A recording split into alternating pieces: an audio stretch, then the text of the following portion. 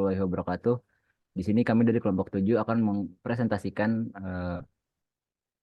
PowerPoint Sistem Informasi Manajemen yang bertopik Foundation of Business Intelligence and Databases and Information Management. Next, tolong. Di sini kami beranggotakan Sabrina, Muhammad Dilan, Faradia Kaisa, Ananda Aslam, dan saya ada Matalah. Untuk pembahasan organisasi data dalam lingkungan berkas tradisional melibatkan sejumlah istilah dan konsep. Istilah-istilah tersebut mencakup yang pertama dari core, yaitu kumpulan data terkait yang membentuk satu kesatuan. Contohnya, dalam sebuah konteks basis data pelanggan, satu rekaman mungkin berisi informasi lengkap terhadap seorang pelanggan. Selanjutnya ada berkas atau bisa disebut juga sebagai file, yaitu rekaman yang sekumpulan rekaman yang seringkali memiliki hubungan atau kesamaan. Contohnya berkas pelanggan dapat berisi rekaman-rekaman yang berkaitan dengan informasi pelanggan. Lalu ada bidang atau disebut juga field, yaitu bagian terkecil dari suatu rekaman yang menyimpan suatu jenis data. Dalam berkas pelanggan, contohnya bidang-bidang dapat mencakup nama, alamat, dan nomor telepon. Lalu ada kunci atau key, sebuah bidang atau kombinasi bidang yang digunakan untuk mengidentifikasi suatu rekaman secara unik. Kunci seringkali digunakan untuk memfasilitasi pencarian dan pengurutan data. Lalu ada pendekatan basis data untuk manajemen data. Pendekatan basis data dalam manajemen data mengacu pada penggunaan sistem manajemen basis data atau DBMS untuk menyimpan, mengelola, dan mengakses data. Beberapa konsep kunci melibatkan yang pertama ada sistem manajemen basis data atau database management system disebut juga sebagai DBMS. Software yang menyediakan antarmuka untuk mengelola basis data. DBMS menyediakan cara untuk mendefinisikan, menyimpan, mengakses, dan mengelola data secara efisien. Lalu kemampuan sistem manajemen basis data. DBMS memiliki beberapa kemampuan termasuk pengelolaan data yang terstruktur dan terhubung, pemrosesan transaksi, keamanan data, dan pemulihan data dalam situasi kegagalan. Lalu ada perancangan basis data. Proses merancang struktur basis data, termasuk tabel, kunci, dan hubungan antar tabel. Perancangan yang baik memastikan data dapat diorganisir dengan efisien dan relevan untuk kebutuhan organisasi. Selanjutnya akan diteruskan oleh rekan saya. Oke, selanjutnya untuk pembahasan selanjutnya yaitu adalah sistem manajemen basis data. Yang pertama itu ada definisi data yang dimana menentukan struktur data termasuk tabel, bidang, dan hubungan antar tabel. Ini dilakukan melalui bahasa definisi data yaitu DDL yang disediakan oleh DBMS. Nah, yang kedua ini adalah manipulasi data, memungkinkan pengguna untuk memasukkan, memperbarui, menghapus data dalam basis data menggunakan bahasa manipulasi data, yaitu DML. Yang ketiga itu ada kontrol akses, memastikan bahwa hanya pengguna yang diizinkan yang dapat mengakses dan memanipulasi data tertentu. Ini melibatkan pengelolaan hak akses dan peran pengguna. Selanjutnya ada kemampuan sistem manajemen basis data. Yang pertama itu konsistensi data, yang dimana DBMS itu memastikan data tetap konsisten dan tidak bertentangan, bahkan saat beberapa pengguna mengakses atau memodifikasi data secara bersamaan. Yang kedua, ada integritas data, yang dimana menjaga integritas data dengan menerapkan aturan integritas referensial dan batasan lainnya untuk memastikan data sesuai dengan standar yang ditentukan. Dan yang ketiga, pemulihan data, yaitu menyediakan mekanisme untuk memulihkan data setelah kegagalan sistem atau kejadian tak terduga lainnya. Dan selanjutnya, yaitu perancangan basis data. Pertama itu ada normalisasi, proses mengorganisir data dalam tabel sehingga redundansi diminimalkan dan hubungan antar tabel dijaga dengan baik. Dan yang kedua itu ada kunci dan indeks, penggunaan kunci primer dan indeks untuk mempercepat pencarian dan pengurutan data. Dan yang ketiga itu ada hubungan antar tabel, membangun hubungan yang tepat antara tabel untuk menciptakan struktur basis data yang efisien. Nah, berikut ini adalah gambaran umum database secara hierarkikal, yang dimana ada database, file, record, byte, ada bit. Oke. Nah, selanjutnya ini ada konteksnya pada organisasi, yaitu bab ini membahas masalah-masalah yang berkaitan dengan lingkungan file tradisional, kemampuan DBMS, prinsip-prinsip desain database, alat bantu desain untuk hubungan pola dan tren. Selain itu, bab ini juga menekankan pentingnya kebijakan informasi, administrasi, data, dan jaminan kualitas data dalam pengelolaan sumber daya data. Secara keseluruhan, bab ini menyajikan gambaran umum tingkat tinggi tentang masalah dan manfaat manajemen big data dalam konteks perusahaan ini. Mungkin selanjutnya bisa dilanjut dengan rekan saya. Terima kasih. Nah, selanjutnya itu ada konteks pada organisasi. Nah, masalah yang sering muncul dalam lingkungan berkas tradisional melibatkan redundansi data informasi yang diulang atau disimpan lebih dari satu kali dalam berkas, menyebabkan pemborosan ruang penyimpanan. Selanjutnya itu ada inkonsistensi data. Kemungkinan terjadi perbedaan antara nilai data yang disimpan di satu tempat dengan nilai data yang disimpan di tempat lain, mengakibatkan tidak sesuaian informasi. Selanjutnya yang ketiga itu ada keterbatasan akses dan integrasi. Kesulitan dalam mengakses dan menggabungkan data dari berkas yang berbeda-beda memerlukan analisis data yang komprehensif. Selanjutnya ada ketidakmampuan pembaruan secara efisien. Memperbarui atau mengubah data dalam lingkungan berkas tradisional biasa menjadi tugas yang sulit dan rentan terdapat kesalahan. Nah, selanjutnya itu ada implementasi pada organisasi yang berisi accounting and finance, human resource, sales and marketing, sama manufacture.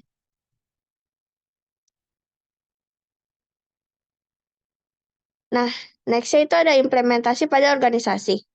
Implementasi database untuk menyimpan dan mengelola berbagai macam data, seperti informasi pelanggan, transaksi penjualan, inventory level, dan rincian supplier. Perusahaan dapat menginstal di BMS yang terpusat. Yang kedua itu ada data analisis untuk mengambil keputusan. Organisasi dapat memeriksa kebiasaan pembelian klien, mendeteksi tren dalam data penjualan, dan mengantisipasi permintaan untuk berbagai item menggunakan alat dan prosedur analisis. Big data management seiring dengan berkembangnya waktu, perusahaan dapat menghadapi kesulitan dalam menangani big data yang mencakup data media sosial yang tidak terstruktur, umpan balik dari klien, dan tren industri. Selanjutnya itu ada kebijakan informasi dan jaminan kualitas data. Untuk menjamin bahwa data ditangani secara layak, aman perusahaan dapat mencakup penetapan prosedur data tata kelola data, menjamin privasi data, dan juga menjunjung tinggi integritas data secara menyeluruh. Nah, nextnya itu ada manfaat bagi organisasi. Itu saling berhubungan ya, dia ada human resource database yang berisi employee, nama, SSN, position, data hired, gross pay, dan lain-lain.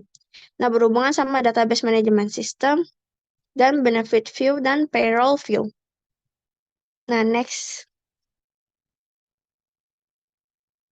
Selanjutnya itu ada memanfaatkan basis data untuk meningkatkan kinerja basis dan pengambilan keputusan. Tantangan Big Data. Big Data merujuk pada volume, kecepatan, dan kompleksibilitas data yang melebihi kapasitas pengolahan tradisional. Tantangan utama melibatkan pengolahan dan analisis data berskala besar untuk mendapatkan wawasan berharga. Selanjutnya itu ada infrastruktur, business intelligence. Infrastruktur bisnis intelijen melibatkan platform dan teknologi untuk mengumpulkan, menyimpan, dan menganalisis data bisnis. Ini termasuk data warehouse, proses ekstraksi, transformasi, dan pemuatan ETL, serta alat analisis. Next. Selanjutnya ada alat analisis, hubungan pola dan kecenderungan. Alat analisis membantu dalam menggali informasi dari data. Mereka dapat mengidentifikasi hubungan antar data, menemukan pola, dan mengidentifikasi tren. Ini memungkinkan perusahaan membuat keputusan yang didukung oleh data. Selanjutnya itu ada basis data dan web. Pengintegrasian basis data dengan web membuka peluang untuk mengumpulkan data dari berbagai sumber online. Hal ini memungkinkan organisasi menggabungkan data internal dan eksternal untuk analisis yang lebih holistik. Oke, selanjutnya Nah, mengenai kelanjutan dari manfaat dari basis data itu sendiri untuk meningkatkan kinerja bisnis dan pengambilan keputusan dalam suatu organisasi. Yang pertama itu dari basis data itu sendiri bisa meningkatkan kinerja bisnis, yang dimana basis data ini mempunyai peran penting dalam meningkatkan kinerja bisnis dengan menyediakan akses cepat dan efisien ke data, informasi yang terstruktur dengan baik, memungkinkan pengambilan keputusan yang lebih baik dan respon yang lebih cepat terhadap perubahan pasar. Yang keenam itu pengambilan keputusan berbasis data. Dengan analisis data yang cermat, perusahaan dapat membuat keputusan strategis yang didukung oleh fakta dan angka. Ini membantu dalam mengoptimalkan proses, meningkatkan efisiensi, dan merespon peluang atau tantangan dengan lebih baik. Next. Memanfaatkan basis data untuk meningkatkan kinerja bisnis. Yang ketujuh, tingkat keamanan data. Dalam penggunaan data untuk pengambilan keputusan, penting untuk memastikan keamanan data. Yang ini meliputi pengelolaan hak akses, enkripsi data, dan kepatuhan peraturan privasi membantu melindungi integritas dan kerahasiaan informasi. Yang kedelapan itu menghadapi tantangan big data yang di mana perusahaan perlu mengembangkan strategi yang tangguh untuk menangani tantangan big data termasuk penyimpanan data yang scalable, alat analisis canggih, dan kemampuan untuk mengelola data secara real time.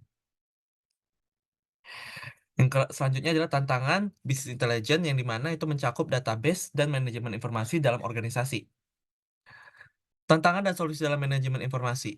Yang terdapat tantangan yang dapat dihadapi, yang kemungkinan akan dihadapi oleh suatu organisasi, yaitu yang pertama, kualitas dan integrasi data yang dimana akurasi data, integrasi sumber data yang beragam. Jadi ini mencakup akurasi data, mencakup bagaimana dalam berbagai departemen itu memiliki data yang secara akurat dan bisa digunakan secara bersamaan.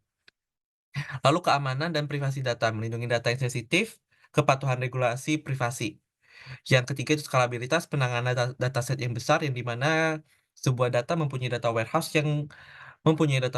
yang cakupannya luas dan dan bagaimana sebuah data itu secara update supaya bisa digunakan dari berbagai departemen-departemennya begitu. Pemerintahan data yang dimana kita melakukan manajemen metadata data yang besar. Solusi menangani ke kualitas dan integritas data tersebut yaitu dengan cara melakukan penyaringan data secara rutin. Kita memilah mana data yang baik untuk digunakan dan mana data yang tidak baik untuk digunakan. Standarisasi format dan konvensi penamaan, dilakukan penamaan secara urut. Lalu keamanan dan privasi data yang mencakup implementasi kontrol akses yang ketat, penggunaan teknologi enkripsi, pelatihan karyawan tentang keamanan data. Yang ketiga, mengatur skalabilitas itu dengan penerapan teknologi cloud untuk skala lebih besar, lalu melakukan pengoptimalan kinerja sistem database, pemerintahan data, itu juga bisa dilakukan dengan pemeliharaan metadata secara teratur, implementasi kebijakan pemerintahan data yang jelas. Next. Berikut adalah study case yang dimana mengenai sistem manajemen persediaan yang dimana. Jadi study case-nya itu sebuah perusahaan manufaktur memiliki kebutuhan untuk mengelola persediaan mereka dengan lebih efisien. Persediaan terdiri dari berbagai suku cadang atau yang kita sebut parts yang diperlukan untuk proses produksi, dan perusahaan juga memiliki beberapa pemasok ataupun supplier yang menyediakan suku cadang tersebut. Sistem manajemen persediaan yang diinginkan akan mencakup informasi tentang persediaan, pemasok, dan hubungan antara keduanya. Jadi, berikut adalah jawaban dari study case tersebut, yang dimana kita membuat sebuah rancangan database yang dimana masing-masing tabel kita membagi menjadi dua tabel, yaitu tabel supplier dan depart, yang dimana dari tabel supplier tersebut memiliki hubungan yang memiliki supplier number, supplier name, supplier street, kotanya ataupun state, dan zip. Lalu yang dimana salah satu ciri khas dari sebuah tabel itu memiliki key field ini atau yang disebut primary key, dan juga ba- hal yang sama dengan di tabel part juga memiliki primary key juga, yang dimana itu sebagai part number itu sebagai kolom yang memiliki primary key. Lalu bagaimana kedua tabel ini berhubungan, yaitu dengan adanya kita membuat kolom foreign key yang ada di tabel part yang dimana uh, uh, pa- yang dimana tabel part dan supplier dapat berhubung secara supaya bisa melakukan pertukaran data. Langsung next. Oke. Oke. Selanjutnya akan dijelaskan oleh saudara saya Ananda Aslam.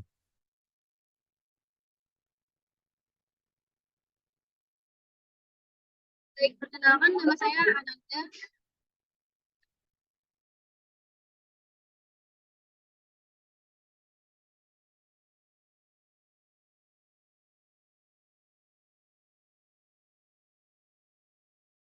Dampak pada strategi dan tujuan jangka panjang organisasi.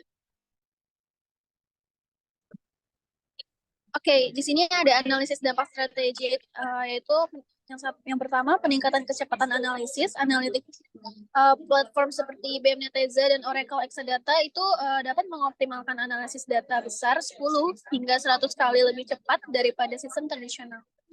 Dan kontribusinya yaitu meningkatkan efisiensi pengolahan data, memungkinkan pengambilan keputusan lebih cepat. Nah, yang kedua itu ada infrastruktur business intelligence.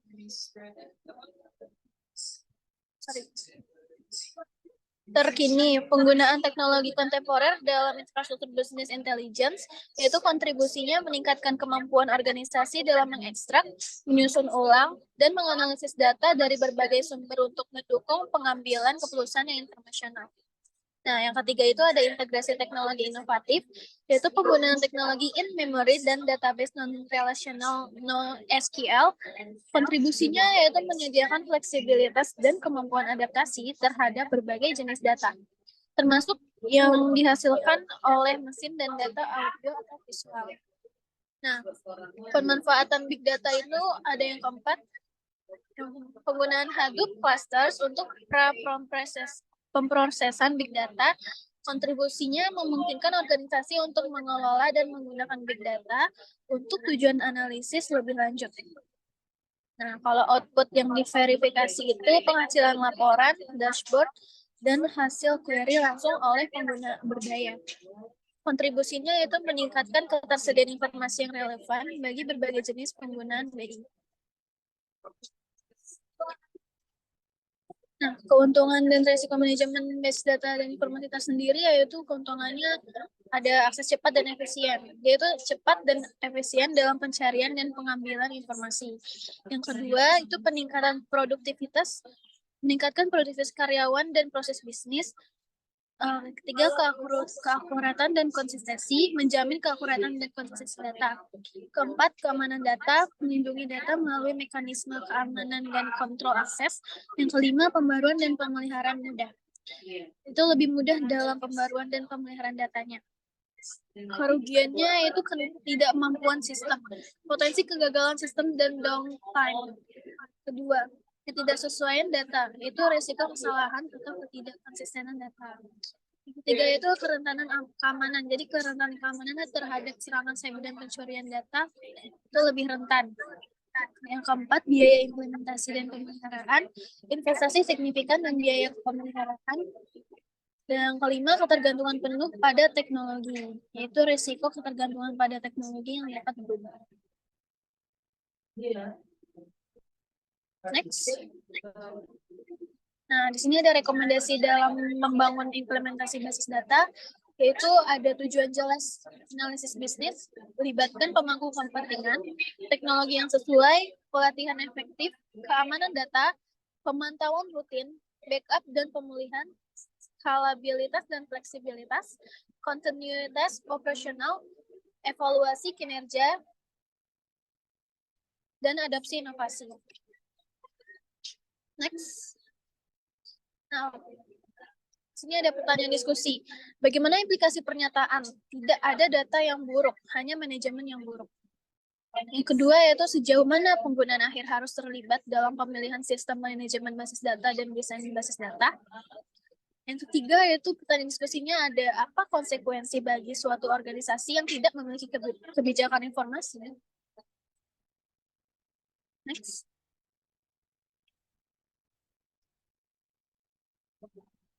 Terima kasih.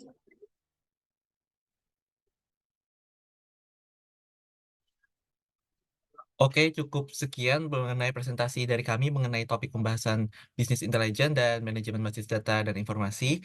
Dan untuk pertanyaan diskusi bisa langsung kalian diskusin aja di kolom komentar di bawah ini. Selanjutnya cukup sekian dari kami kelompok 7 atas perhatiannya kami ucap terima kasih.